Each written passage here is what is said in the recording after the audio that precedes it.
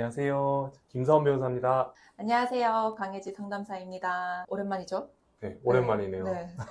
오늘은 데이트 폭력에 대해서 얘기를 할 건데, 일단 폭력이라는 범위가 뭔지, 그리고 실제에 일어나는 폭력의 형태가 어떤 건지, 여러 방면으로 얘기를 해보고 싶은데요. 먼저, 데이트 폭력이라고 한다면, 이게 딱 관계 안에서만 일어나는 폭력을 얘기하는 거가 법적으로도 맞는 거죠? 그렇죠. 이게 일반적으로 데이트 폭력이라고 하면 연인 간인 네. 아니면 그에 준하는 관계에서 발생하는 일련의 어떤 폭력 행위를 통칭해가지고 보통 데이트 폭력이라고 하죠. 그러면은 법적으로 봤었을 때 폭력이라고 하면은 정확하게 어떤 것들이 있나요? 폭력이라고 하면 법상 이제 폭행, 상해, 네. 그다음에 여기서 가중되는 여러 가지 범죄들, 음, 특수폭행, 특수상해, 상습, 적인 범행을 저지른다거나 어, 이런 것들이 또 폭력의 범주에 해당할 것 같고요. 여기서 특수 폭행은 뭔가요? 폭행이라고 하면 위험한 물건을 가지고 하거나 아니면 2인 이상이 오, 함께 때리는 경우도 있어요? 그런 경우 흔하진 않은데 그래도 가해자가 가해자의 친구를 불러가지고 같이 폭행을 한다거나 연인을? 네, 그런 경우는 사실 흔치는 않은데 가능성이 있구나. 있다고는 또 볼 수는 없으니까. 아, 그렇군요. 그러면 우리가 예를 들어서 뺨 같은 것들은 그걸 촬영할 수도 없고, 안 나잖아요, 사실. 음. 네. 왜냐면 뺨 한 대 맞는다고 멍드는 경우가 진짜 없어요. 살짝 부풀었다가 가라앉을걸요? 네, 맞아요, 맞아요. 네. 그러면 어떻게 이걸 신고할 수 있나요? 그래서 제일 중요한 거는 폭행을 당한다고 하면 네. 즉시 신고를 하는 게 제일 중요해요. 시간이 지나서 신고를 하게 되면 물론 상대방이 그거에 대해서 인정을 하고 이의를 제기하지 않는다고 하면 수월하게 이제 절차가 진행되는데 네. 만약에 나는 그런 적 없다, 때린 적 없다. 실제로 제가 하고 있는 사건 중에 하나는 네. 가해자가 그날 당일날 숙소에서 그 상대 여성을 눕혀가지고 정말 심하게 그 폭행을 했는데 며칠 지나고 나서 이제 경찰 접수가 돼서 이제 경찰 수사관이 추궁을 하니까 나는 때린 적 없고 그 여자분이 스스로 자해를 한 거다. 말다툼을 하다가 좀 얘가 이상한 애라서 스스로 자해를 한 거다. 이런 황당한 주장을 또 하는 분들도 있어요, 와. 실제로. 그래서 와. 이게 시간이 더 지나가기 전에 일단 신고부터 하고 곧바로. 그러면 정말로 자기 스스로를 때리시는 분들도 있긴 하잖아요. 그쵸. 그러는 경우에는 그 조사하는 과정에서 진위 여부를 어떻게 파악하나요? 만약에 객관적인 증거가 있다고 음. 하면 그게 제일 좋은데 여기서 객관적인 증거를 하면 목격자, 주변 CCTV. 목격자라고 어. 하면 직접 그 상황을 본 사람뿐만 아니라 예를 들어 방에서 일어난 사건이라고 하면 네. 여자분의 어떤 고함 소리, 비명 소리 이런 것들이나 그런 객관적인 증거를 가지고 일단은 판단을 하게 되고 만약에 그런 객관적인 증거조차 전혀 네. 없다라고 하면 결국에는 이제 누구 말을 믿을 것이냐 그 싸움인 그러면 이제 그 전에 주고받은 카카오톡 내용이나 통화 내용, 그다음 그 이후에 어떤 행동을 하게 됐는지 이런 것들 종합적으로 판단해서 가해자가 그런 적이 없다라고 해도 제3자 수사관이 봤을 때 충분히 혐의가 인정된다라고 하면 진술만 가지고도 처벌은 될 수 있거든요. 아, 네. 그런 거구나. 그래서 이제 주변에서 신고할 때 이렇게 과정을 보니까 이게 입증이 안 되는 거예요. 병원에 바로 간 것도 아니고. 왜냐면 어쨌든 이것도 갑자기 일어난 재앙 같은 일이니까 폭력이 당장에 뭘 해야 되는지에 대한 그 판단이 안 서서 멍한 상태에 있다가 그제서야 뒤늦게 신고하시는 경우도 있고 대응하시는 경우도 있고 그러면은 변호사님이 보셨을 때 실제로 폭력이 자주 일어나는 어떤 장소 같은 것도 있나요? 둘만 있는 공간, 예를 들어서 방, 아니면 숙소, 아, 아니면 차 안, 음, 야외여도 진짜 사람들이 인적이 없는 곳들. 네. 그럼 인적이 없는 곳에서 CCTV가 어디에 설치되어 있는지 알아차릴 수 있는 그런 게 있을까요? 보통 이제 인도나 네. 사람들 왕래가 자주 있는 네. 곳에서는 사람이 없다고 해도 방범 CCTV가 다 네네. 있거든요. 그건 우리들이 확인할 수도 있어요. 이게 정보공개 청구를 해서 그 어. CCTV도 확인할 수 있을 정도로 도시 곳곳에서는 다 방범 CCTV가 설치되어 있기 때문에 아니면 가게 CCTV도 증거가 될 수 있고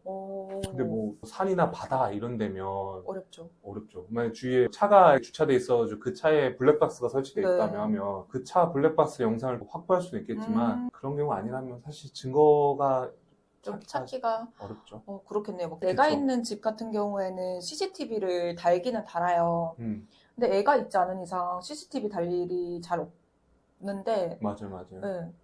그러면 폭력이 무조건 때려야만 가능한 건가요? 예를 들어서 폭력이라는 게 가장 일반적인 형태가 지속적으로 몸에 가격행위를 하는 건데 왜 가까이 가서 소리를 지른다거나 네. 그런 것들도 충분히 폭행의 범주에 포함될 수 있다고 보이거든요. 그러면은 뭐 협박, 너 이럴 거면 내가 죽을 거야. 뭐 이런 말들은요? 아, 충분히 그것도 되죠.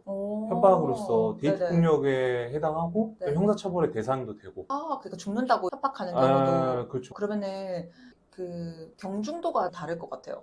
그냥 나 죽을 거야 라고 한 거랑 실제로 액션을 취한 거랑 예를 들어 네가 말을 안 들으니까 너가 날 열받게 하니까 내가 자해를 하는 거죠. 그것도 데이트 폭력. 그렇죠. 근데 데이트 폭력에 해당할 수 있을 것 같아요. 정의를 어떻게 하냐에 따라 네. 다르겠지만 상대방이 원치 않은데 자해를 그쵸. 하면서 뭘 해줘라.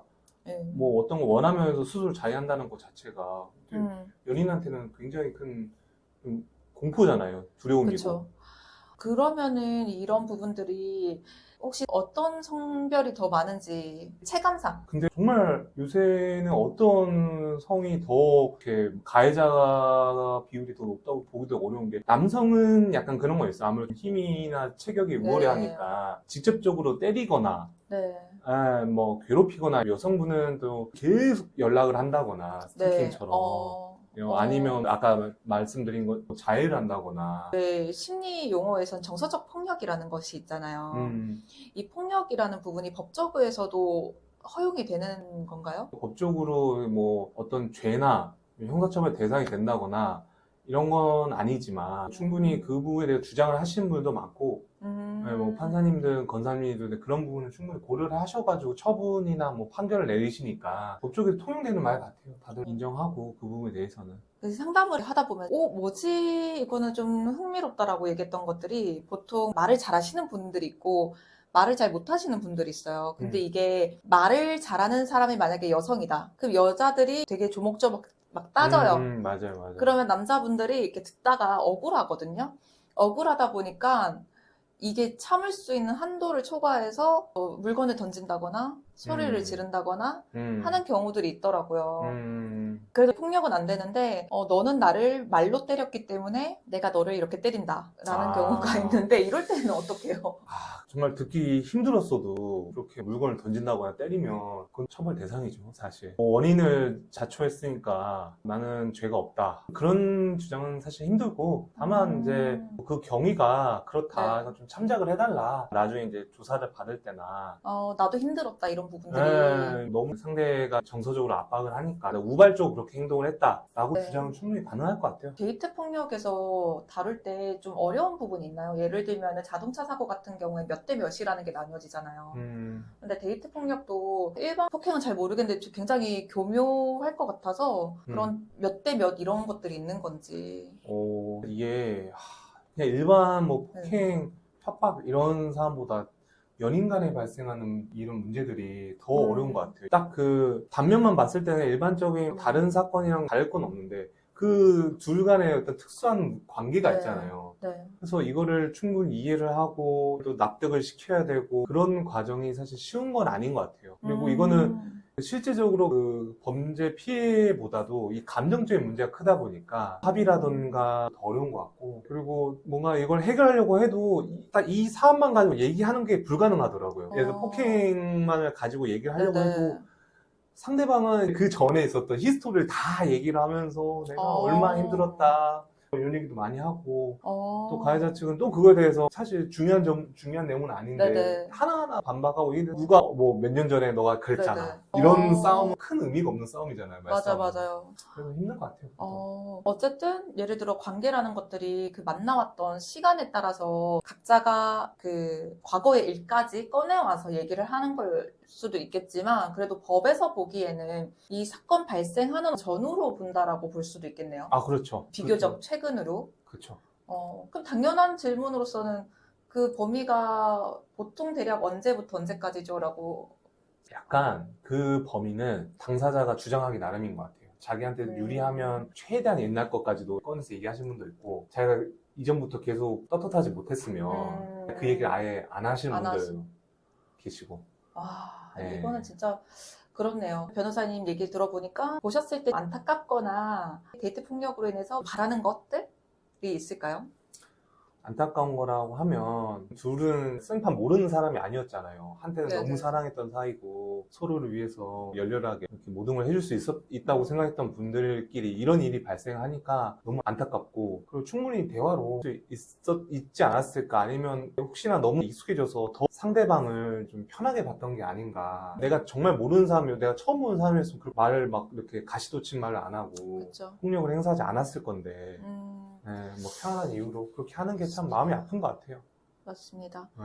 가까운 사이일수록 더 예의를 지키는 부분들이 있어야 돼요. 그리고 어떤 이유든지 여성분도 남성분도 폭력은 안 된다. 그리고 교묘하게 이용하시는 분들도 있으세요. 여자분들도. 데이트 폭력이라는 것이 여성만 당하는 것이 아니라 남성도 충분히 당할 수 있는 거고, 서로 간에 싸우는 방법들을 살펴보면서 싸움 자체가 나쁜 게 아니라 해결 없는 싸움을 하는 게 답이 없는 것 같아요. 제가 봤을 때 서로 풀 개선의 의지 없이 그냥 평행선을 달리자. 요런 싸움이라면은 재고해 보시고, 이 싸움이 우리 관계를 더 개선시키기 위한, 우리가 겪는 어려움을 풀어내기 위한 과정이라면 필요한 싸움이 되겠죠. 오늘은 여기까지 데이트 폭력에 대해서 이야기를 해보기로 하고요. 다음번에 또 다른 영상으로 한번 찍어보도록 하죠. 네. 네, 고생하셨습니다. 고생하셨습니다. 안녕. 감사합니다.